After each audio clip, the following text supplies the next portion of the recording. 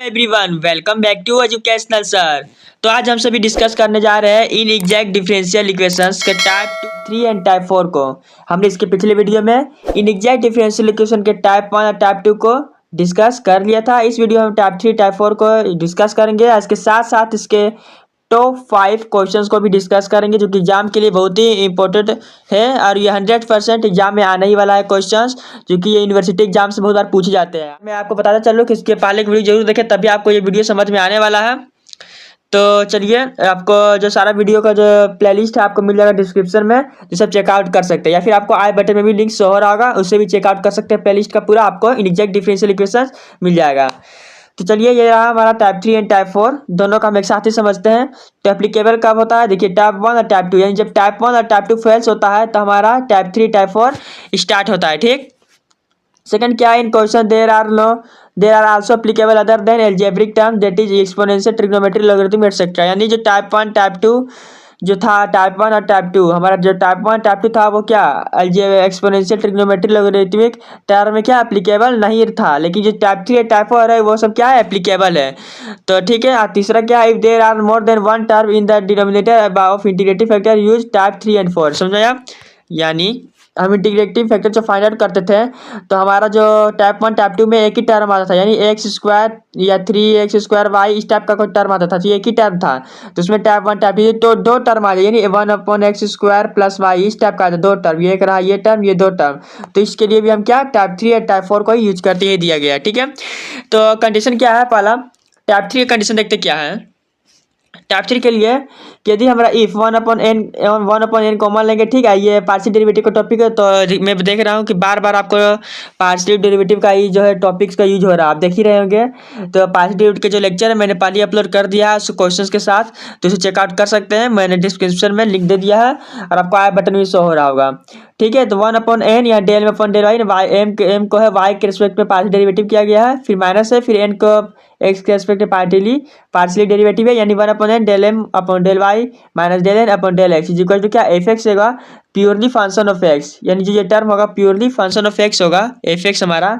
ठीक है। तो क्या देन इंटीग्रेटिव वेक्टर क्या होगा, E to the power F X D X. ठीक है। अब देखिए यहाँ पे यदि हमारा 1/m कॉमन होता है, यहाँ del N upon del X होता है minus del M upon del Y, then तो ये क्या प्योरली फंक्शन ऑफ क्या हो जाएगा, वाई हो जाएगा। देन इसके लिए क्या होगा, integrative factor formula E to the power G Y D Y. ठीक है।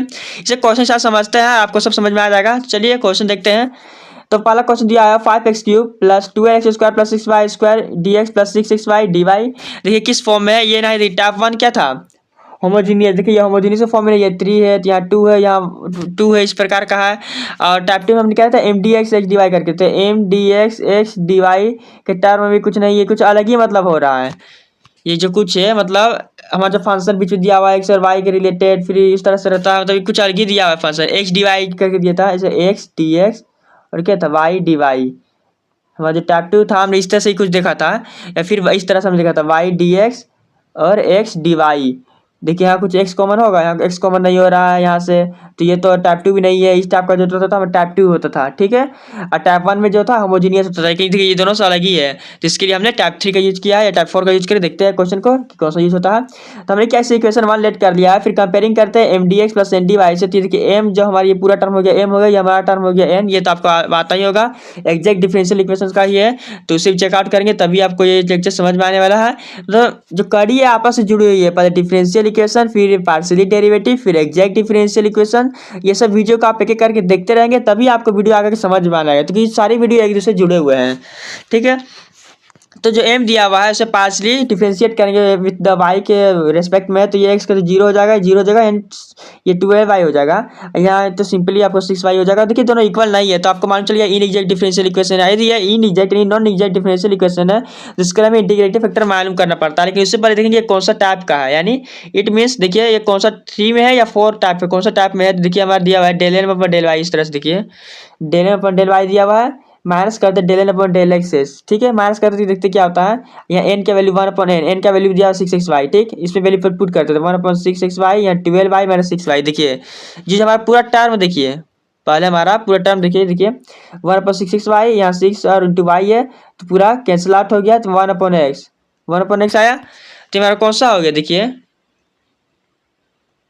ये जो हमारा है one upon x purely term of क्या एक्स आया ऊपर देखिए हमने बताया था प्योरली टर्म ऑफ एक्स। यदि हमारा जो टर्म है इसको कैसे इसको सोल्व आउट करने पर इस पूरे को हमारा जो फंक्शन आया यदि ये प्योरली फंक्शन ऑफ एक्स होगा तो हमारा ये कौन सा टाइप 3 होगा। जिसे हमने सोल्व किया है तो प्योरली टर्म क्या है एक्स आया है तो ये कौन सा हो गया ये हमारा टाइप 3 हो गया। सिंपली यही चेक था बस। अभी वन अपॉन एक्स आ गया है तब कुछ नहीं करना इंटीग्रेटिव फैक्टर मालूम करना है तो इसके मतलब E to the power F D X हमारे one upon X E to the power integrate करना वन अपॉन एक्स को तो वन अपॉन एक्स का इंटीग्रेशन तो लोग ई आर लोग कैंसिल हुआ तो एक्स बच गया एक्स हमारा इंटीग्रेटिव फैक्टर हो गया। और आपको मालूम ही है इक्वेशन इनएग्जैक्ट ये वो इक्वेशन इनएग्जैक्ट डिफरेंशियल है ऊपर इक्वेशन जो इक्वेशन 1 है देखिए इक्वेशन जो 1 है ये क्या है इनएग्जैक्ट है तो इनएग्जैक्ट में हम यदि इंटीग्रेटिव फैक्टर से मल्टीप्लाई करते हैं तो वह क्या हो जाता है एग्जैक्ट हो जाता है। तो देखिए हमने मल्टीप्लाई कर दिया है इंटीग्रेटिव फैक्टर क्या था एक्स का तो हमने सब में मल्टीप्लाई कर दिया तो हमारा इक्वेशन 2 हो गया। अब देखिए इससे चेक करते हैं तो एम डी एक्स कंपेयर करेंगे M D X plus N D Y से तो देखिए एम के वैल्यू हमारा ये रहा एन के value six X square Y रहा। अब इसको फिर अगेन पार्शियल डेरिवेटिव करेंगे तो यहाँ 12xy हो जाएगा तो कैंसिल हो जाएगा वाई के रिस्पेक्ट में करें तो 12xy यहाँ करेंगे तो क्या यहाँ देखिए 12xy हो गया एक्स के रिस्पेक्ट में तो आ गया 12xy तो दोनों इक्वल हो गया तो मतलब क्या इक्वल हो गया यानी एक्जैक्ट डिफरेंशियल फॉर्म हो गया। अब एक्जैक्ट डिफरेंशियल हो गया तो आपको माइनस सोल्यूशन कैसे निकलता है एम वाला टर्म पूरा लिखते हैं dx कर देते हैं और जो एन वाला टर्म उसमें एक्स का टर्म नहीं लेते तो एक्स का टर्म नहीं लेंगे तो क्या कुछ नहीं जीरो हो जाएगा जीरो डी वाई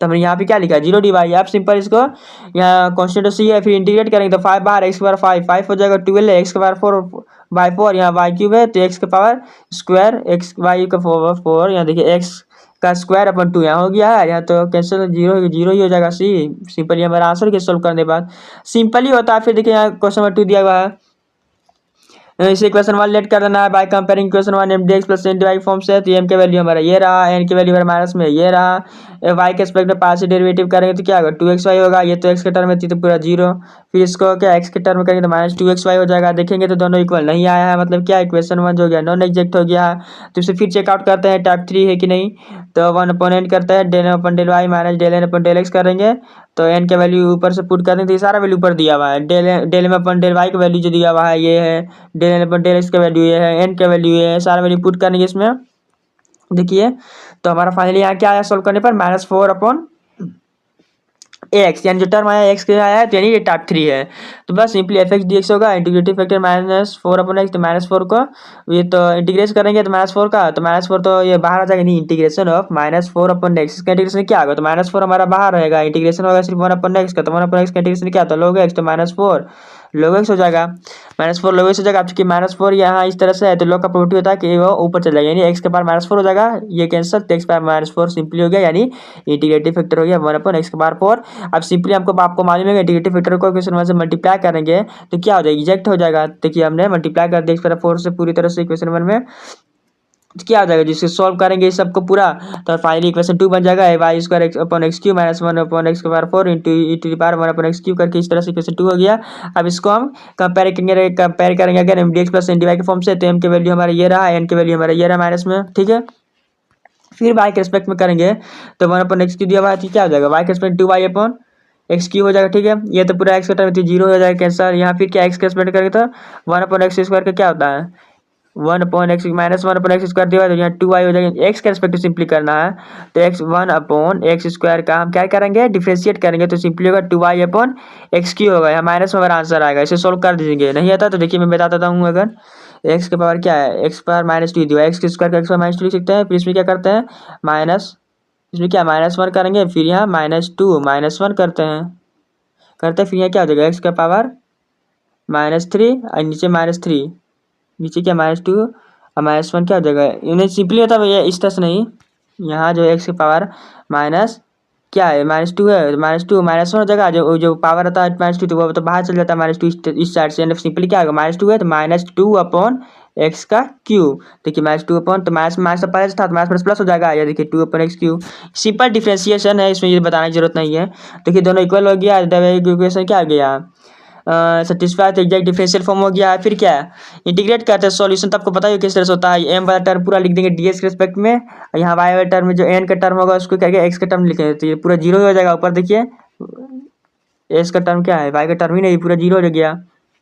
फिर क्या जो कांस्टेंट है या एक्स का टर्म में कर रहे हैं तो वहाँ जो कांस्टेंट है वो सब बाहर चला जाएगा फिर इसको सिंपल डिफरेंशिएशन करना ये तो बताने वाली चीज़ है नहीं इसमें क्या सब्स्टिट्यूशन मेथड लगा है सब्स्टिट्यूशन मेथड यदि आपने नहीं देखा है तो मैं प्लेलिस्ट में क्लास 12th इंटीग्रेशन का दे दिया है टॉपिक, उससे भी चेकआउट कर सकते हैं बेसिक्स ऑफ इंटीग्रेशन में। तो देखिए 1/x³ को हमने यहाँ देखिए 1/x³ पुट किया है t, तो x/-3t हो जाएगा। इसको डिफरेंशिएट किए हैं तो इस तरह से हो जाएगा, यानी सिंपली क्या है 1/x²4dx क्या होगा -1/3dt के इक्वल। सिंपली वैल्यू पुट किया है, इतना मैं बताया नहीं जाऊँगा, आप इसे चेकआउट कर सकते हैं, देख लीजिए, क्योंकि ये सब बेसिक चीज़ें, ये सब क्लास 12th की चीज़ें आप बीएससी में आ चुके हैं तो ये सब बताने लायक नहीं है। ठीक है, आपको बेसिक जानना है कि किस तरह से क्वेश्चन सॉल्व हो रहा है। तीसरा देखिए क्या है, इस इक्वेशन 1 लेट करना है, कंपेयरिंग करना है इक्वेशन 1 को mdx प्लस ndy फॉर्म से। m हमने ये रहा, n हमारा ये रहा, इसको y के रिस्पेक्ट में, इसको n के रिस्पेक्ट में पार्शियल डेरिवेटिव करना है। तो ये तो y के रिस्पेक्ट करेंगे तो कैंसिल हो जाएगा 0, यहाँ देखिए 4 यहाँ तो यहाँ हो जाएगा 2y। इक्वल नहीं आया है तो क्या नॉन एग्जैक्ट डिफरेंशियल फॉर्म है, फिर वैल्यू पुट करेंगे इसमें, देखेंगे टर्म -3/x, यानी x के टर्म में है, यानी टाइप 3 लगेगा।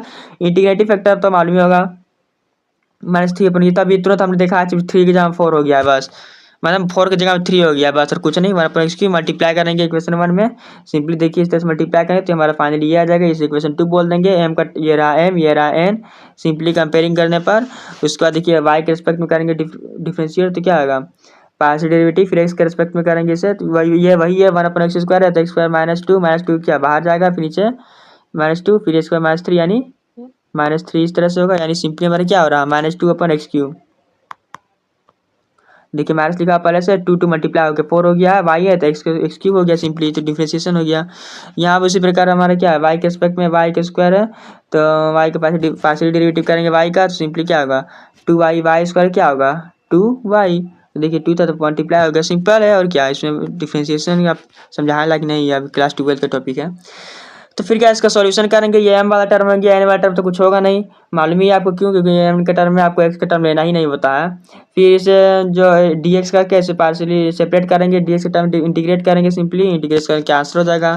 देखिए टाइप 4 ये दिया हुआ है, इक्वेशन 1 लेट कर लेना है mdx एंड dy फॉर्म में, तो इक्वेशन 1 m का वैल्यू हमारा ये रहा, n का वैल्यू हमारा ये पूरा 2 से मल्टीप्लाई करना, जिस तरह से n का वैल्यू हो जाएगा। ठीक है, तो ये हो गया। फिर इसके बाद y के रिस्पेक्ट में से करेंगे पार्शियल डेरिवेटिव, क्या होगा 3xy² प्लस 1, यहाँ क्या है x के रिस्पेक्ट में करेंगे तो 2 तो बाहर है, यही x² 2xy² हो जाएगा, यहाँ 1 का तो 1 का 1 हो जाएगा प्लस 1, y तो कॉन्स्टेंट ही 0 हो जाएगा।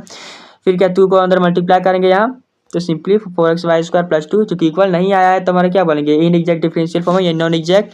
तो फिर क्या है सब देखिए इसे कंपेयर करेंगे, इससे कंपेयर करेंगे, देखिए 1/m है तो 1/m का वैल्यू क्या है हमारा, देखिए m का वैल्यू हमारा दिया हुआ है xy³ प्लस 1, मतलब सिंपली इसको सॉल्यूशन करेंगे इसको, तो इस तरह से सॉल्यूशन करने पर फाइनली हमारा y का टर्म ही आएगा, बचेगा सिंपली f1/y आएगा, सब सॉल्व करके देख सकते हैं। ठीक है, तो y के टर्म में आएगा तो सिंपली हम क्या बोलेंगे ये टाइप 4 हो गया, टाइप 3 नहीं। ठीक है, तो इंटीग्रेटिव फैक्टर हो गया e⁻f(i)dy, तो इस तरह से 1/y का क्या log y हो जाएगा, simply integrative factor y comparing equation 1, यानी मल्टीप्लाई करना पड़ता है इंटीग्रेटिव फैक्टर की इक्वेशन 1 से, तो मल्टीप्लाई करेंगे तो मल्टीप्लाई करके इक्वेशन 2 हो जाएगा। फिर से कंपेयर करेंगे mdx प्लस ndy फॉर्म से, तो m के वैल्यू n के वैल्यू, फिर ये फाइंड आउट करेंगे पार्शियल डेरिवेटिव, सिंपल है तो इक्वल हो जाएगा। फिर इसे क्या integrative with respect to solution करना है, ये mdx का हो गया, ये y का हो गया, y n का टर्म हो गया, n के टर्म में क्या सिर्फ ये वैल्यू नहीं लेना पड़ता है x वाला, यानी 2y हो जाएगा सिंपली। तो मैंने यहाँ 2y लिख दिया है, देखिए 2y पावर 5, देखिए y पावर क्या है del n upon del x del m upon del y, तो यहाँ देखिए 2y, यहाँ देखिए पावर y पावर 5 है तो यहाँ पावर 5 होगा। ठीक है, थोड़ा सुधार दीजिएंगे। सिंपली हमारे क्या गया आंसर के सोल्व करना है, अभी तो आप बहुत दिन से देखते ही यार किस तरह सोल्व होता है। देखिए लास्ट क्वेश्चन है, तो वही इस इक्वेशन 1 लेट करना है, फिर mdx से कंपेयर करना है, ये m का वैल्यू ये n का वैल्यू, इसको क्या y के रिस्पेक्ट में पार्शियली डेरिवेटिव करना है, तो y के सामने y एजिटिस होगा log y का 1/y plus log y एजिटिस y का 1 हो गया, इसमें प्रोडक्ट रूल लगा है सिंपली, फिर y कैंसिल, यानी 1 प्लस log y हो जाएगा। यहाँ क्या x तो x के रिस्पेक्ट में यहाँ 1 होगा, log y तो 0 ही हो जाएगा कांस्टेंट। ठीक है, फिर क्या is not equals to i, दोनों तो क्या लगिए लगाया है, तो क्या बोला नॉन एग्जैक्ट डिफरेंशियल फॉर्म है। फिर इसको कंपेयर करेंगे इससे 1/m del n upon del x, देखिए del n upon del x कहाँ गया, ये रहा del n upon del x, तो क्या इसको 1 लिख दिया माइनस, फिर del m upon del y का वैल्यू क्या है 1 प्लस log y, तो 1 प्लस log y लिख दिया है। 1/m का वैल्यू क्या है 1/m का वैल्यू मतलब m का वैल्यू क्या है y अपन log y log y, देखिए नीचे y log y लिख दिए हैं। फिर क्या है ये दोनों कैंसिल हो जाएगा, तो log y log y होगा, तो देखिए दोनों कैंसिल, -1/y हो गया सिंपली। तो फिर क्या इंटीग्रेटिव फैक्टर सॉल्व करेंगे, इंटीग्रेटिव -1/y तो माइनस तो आपको मालूम y का पावर -1 हो जाएगा, यानी 1/y सिंपली हमारा हो जाएगा इंटीग्रेटिंग फैक्टर। इस फिर क्या इंटीग्रेटिव फैक्टर मल्टीप्लाई करना पड़ता है, मल्टीप्लाई कर देंगे तो क्या इक्वेशन 2 हमारा ये हो जाएगा सिंपली। फिर इसे क्या कंपेयर करना है, mdx plus N D Y form से m का वैल्यू मिल जाएगा, n का वैल्यू मिल जाएगा। फिर से y के रिस्पेक्ट में करेंगे तो 1/y, पार्शियल डेरिवेटिव करेंगे x के रिस्पेक्ट में तो क्या ये तो कांस्टेंट 0 हो जाएगा, 1/y होगा, दोनों इक्वल आ गया। मतलब क्या बोलेंगे, सेटिस्फाई करता है डिफरेंशियल इक्वेशन को। तो इंटीग्रेटिंग करेंगे एक्स के रिस्पेक्ट में तो ऊपर देखिए मैं ये फिर से दिखा देता हूँ। एम वाला टर्म है log y, तो देखिए पूरा log y dx हो जाएगा। एन वाला टर्म है एक्स का टर्म ही लेना, यानी ये टर्म नहीं होगा, सिंपली ये होगा माइनस log y अपन log y dy के टर्म में करेंगे, ठीक है। जो कॉन्स्टेंट से बाहर करते हैं तो यहाँ log y बाहर हो जाएगा, dx का हो जाएगा x, माइनस होगा बाहर, माइनस प्लस माइनस माइनस हो जाएगा, 1/y है, यहाँ log y है सिंपल, तो 1/y log y क्या हो जाएगा, यहाँ पे लगेगा